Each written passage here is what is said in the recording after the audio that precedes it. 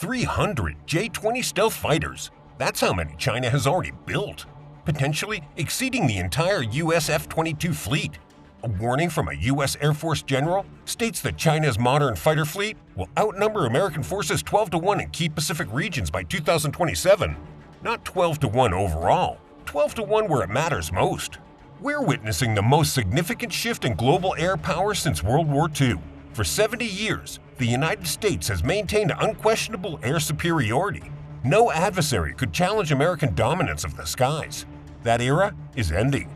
China is building the world's largest fleet of modern combat aircraft at a pace not seen since the height of the Cold War.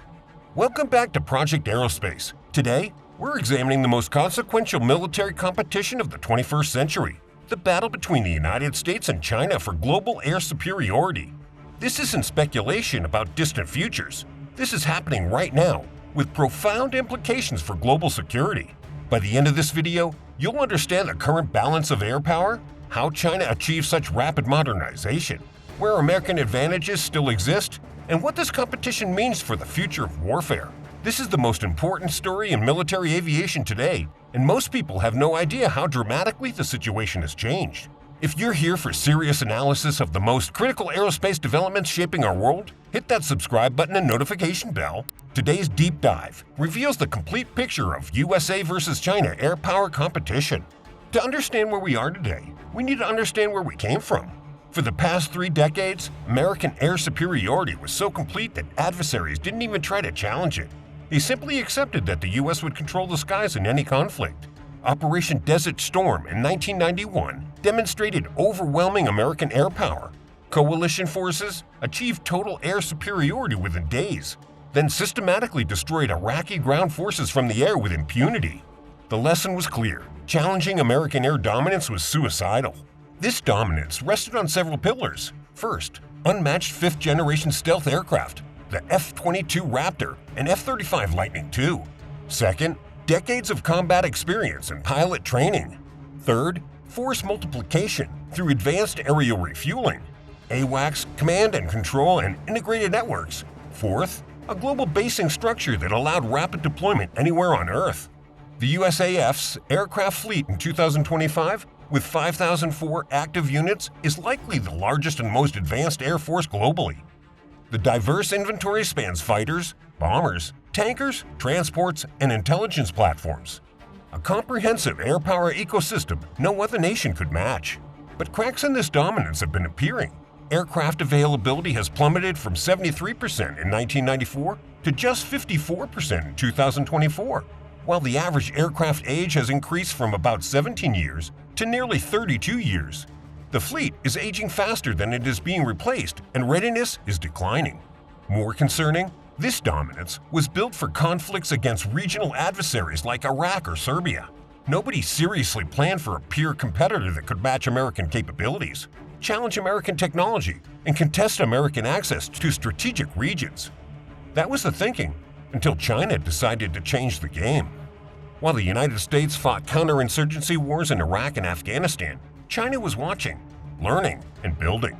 Over the past 2 decades, the People's Liberation Army Air Force has undergone the most dramatic modernization in aviation history.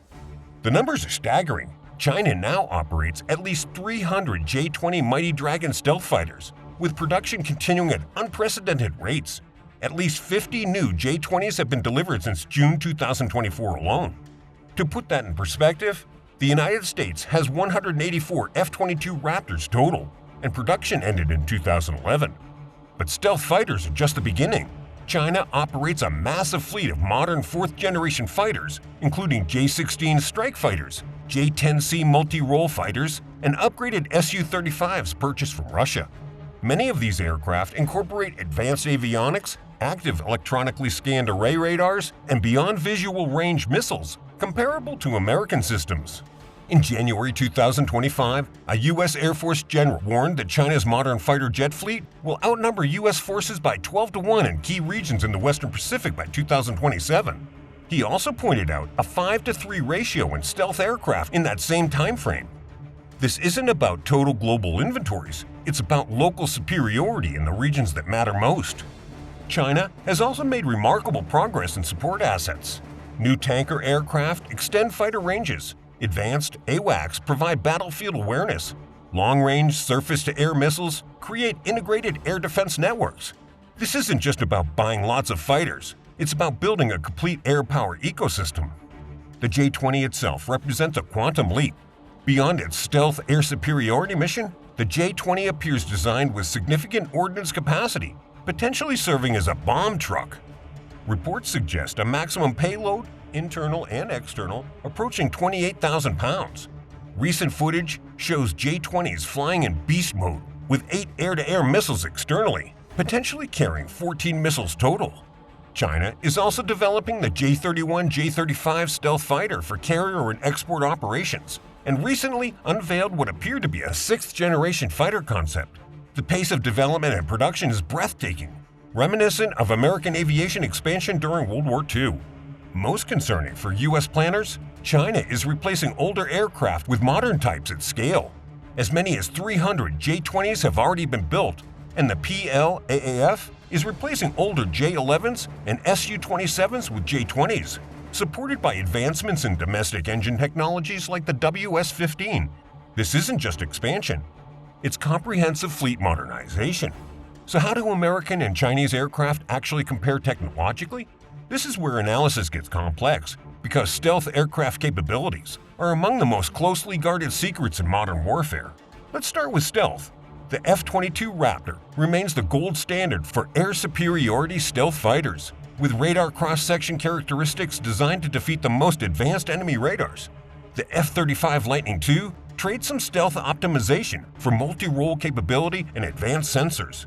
Both aircraft represent decades of stealth technology refinement. The J-20 Mighty Dragon is China's answer to American stealth. While exact capabilities remain classified, Western analysts believe the J-20 achieves significant stealth, though possibly not matching F-22 levels. The aircraft uses canard foreplanes that may compromise stealth in certain angles, but provides excellent maneuverability. Crucially, China struggled for years with engine technology. The early J-20s used Russian engines that limited performance, but China has now developed the WS-15 engine domestically, reportedly providing supercruise capability, sustained supersonic flight without afterburners. This removes a major technical limitation that plagued early J-20 variants. In sensors and avionics, both nations field advanced systems. American aircraft benefit from decades of software development, sensor fusion refinement, and combat-tested electronic warfare suites. Chinese aircraft incorporate modern AESA radars and are rapidly closing the software gap through intensive development. Weapons technology heavily favors the United States currently. American beyond visual range missiles like the AIM-120D and the AIM-260 JATM represent the cutting edge. China fields the PL-15 missile with reportedly impressive range, but American missiles are generally considered more sophisticated and reliable.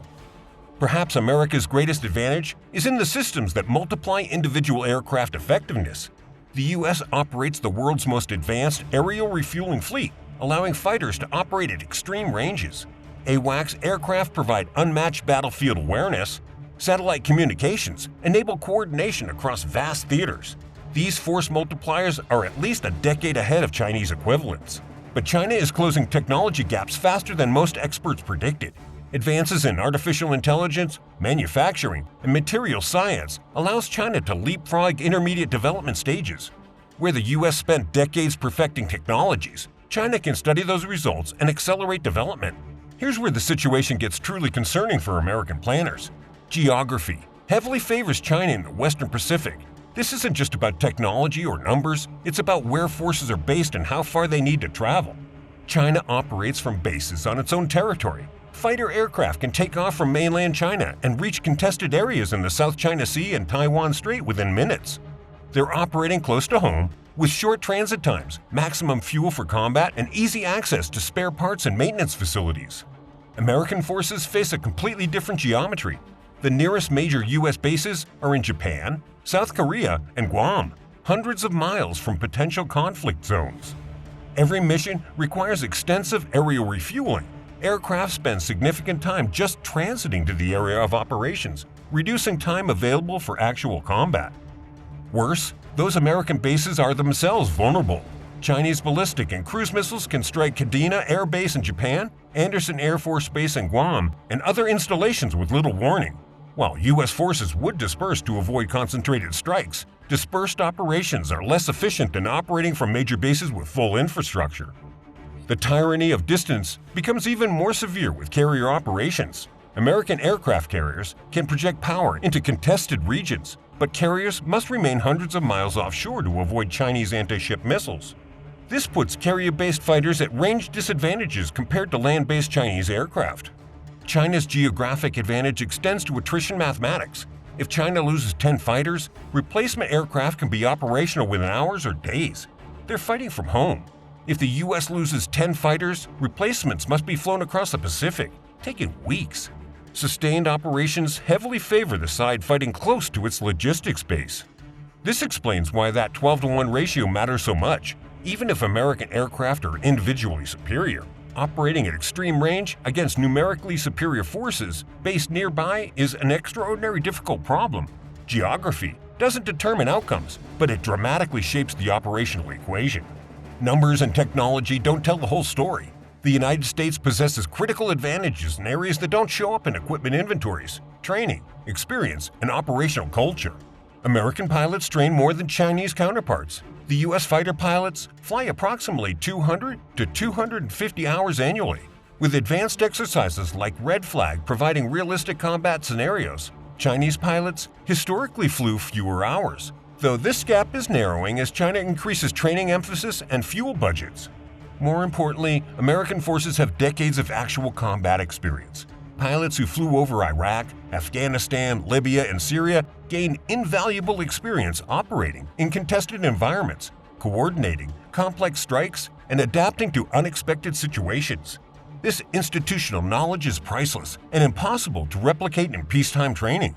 China's Air Force, by contrast, hasn't fought a war since 1979. Their pilots are well-trained, increasingly capable, and operating modern equipment, but they lack the combat experience that American pilots possess. Whether this experience advantage would prove decisive in actual conflict remains unknowable, but history suggests experience matters enormously. American operational culture emphasizes decentralized decision-making and pilot initiative. U.S. pilots are trained to make split-second tactical decisions without awaiting permission from higher authority. Chinese military culture, by contrast, tends towards more of a centralized control, though this is evolving. Allied cooperation provides another American advantage. The U.S. operates alongside Japanese, Australian, South Korean, and other allied air forces through continuous exercises and integrated operations. These relationships provide operational depth, shared intelligence, and coordinated responses that China cannot currently match. But we must be careful not to overestimate these advantages. China is rapidly professionalizing its force, increasing training standards, and developing more realistic exercises. The experience gap narrows with each passing year, and assuming Chinese incompetence would be dangerous overconfidence. So where is this competition heading? Both nations are already developing next-generation capabilities that will define air warfare for decades to come, and the trends are concerning for American dominance. The United States is developing the Next Generation Air Dominance (NGAD) program, a sixth-generation fighter with revolutionary capabilities, including advanced stealth, AI-assisted operations, and loyal wingman autonomous drones. The Air Force recently unveiled glimpses of this aircraft, suggesting significant progress. But China shocked Western observers by recently revealing what appears to be its own sixth-generation fighter concept. While details remain classified, the aircraft's tailless design suggests advanced stealth optimization.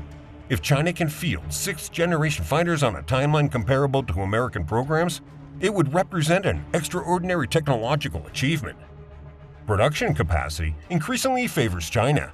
Chinese aerospace manufacturing has expanded massively, with the ability to produce fighters at rates the U.S. currently cannot match. While quality and sophistication still favor American production, China's manufacturing scale provides strategic advantages. The Pentagon has acknowledged that China's Air Force is nipping at U.S. Air Force heels, but not yet a match. This assessment reflects both American technological advantages and the rapid pace of Chinese improvement. The gap is closing, not widening. Resource allocation will be critical. The U.S. must modernize aging fleets, develop next-generation capabilities, maintain readiness, and support operations worldwide, all with budget constraints. China can focus resources on the Western Pacific theater without global commitments distracting regional priorities. Perhaps most concerning, current trajectories favor China. If Chinese production continues at current rates, while American acquisition slows to budget pressures, the numerical gap widens further. If Chinese technology continues advancing while American readiness declines due to aging aircraft, the capability gap narrows. The trends are not encouraging. USA versus China. The battle for global air superiority is the most consequential military competition of our time. For the first time in 70 years, American air dominance faces a genuine peer challenge from an adversary with comparable technology, superior regional numbers, and geographic advantages. The United States retains critical advantages, technological sophistication, combat experience, allied partnerships, and force multiplication capabilities. But China's rapid modernization, massive production capacity, and geographic positions in the Western Pacific create a deeply challenging operational environment. The outcome of this competition will shape global security for decades. Air superiority has been a foundation of American military power since World War II. If that superiority becomes contested or lost in key regions, the entire architecture of deterrence and global security changes fundamentally. If this deep analysis of the USA versus China air power competition opened your eyes to how dramatically the situation has changed, hit that like button and subscribe to Project Aerospace for continued coverage of this critical competition. What do you think? Can the US maintain air superiority? Let me know in the comments. Until next time, remember, the battle for air superiority isn't coming, it's already here. Being fought through production lines, training ranges, and base construction. The decisions made today will determine who controls the skies tomorrow. This is Project Aerospace.